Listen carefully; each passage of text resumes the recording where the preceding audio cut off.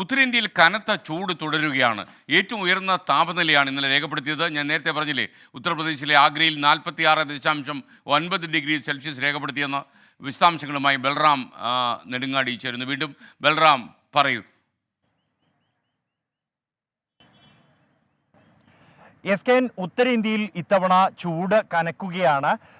ഈ ഘട്ടത്തിൽ തന്നെ ഇന്നലെയാണ് സമീപകാലത്ത് ഏറ്റവും ഉയർന്ന താപനില രേഖപ്പെടുത്തിയിരിക്കുന്നത്. ഇന്നലെ ഏറ്റവും കൂടുതൽ ചൂട് രേഖപ്പെടുത്തിയിരിക്കുന്നത് എസ്കെൻ സൂചിപ്പിച്ച പോലെ തന്നെ ആഗ്രയിലാണ്.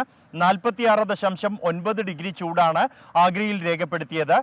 രാജസ്ഥാനിലെ ബാർമറിൽ 46.5, ഡൽഹിയിൽ 46.2, ഗ്വാളിയോറിൽ 44.9 എന്നിങ്ങനെയാണ് ഉയർന്ന താപനില രേഖപ്പെടുത്തിയത്. ഉത്തരേന്ത്യൻ സംസ്ഥാനങ്ങളിലെല്ലാം തന്നെ കനത്ത ചൂടുണ്ട്. ഡൽഹിയിൽ ഇന്നലെ 43 ഡിഗ്രി വരെ ചൂട് ഉയർന്നേക്കും എന്നായിരുന്നു മുന്നറിയിപ്പ് ഉണ്ടായിരുന്നതെങ്കിൽ അത് 46 ഡിഗ്രിക്ക് മുകളിലേക്ക് പോയിരിക്കുകയാണ്. ഇന്ന് 46 ഡിഗ്രി വരെ ചൂട് ഉയർന്നേക്കും എന്നാണ് മുന്നറിയിപ്പ് നൽകിയിരിക്കുന്നത്.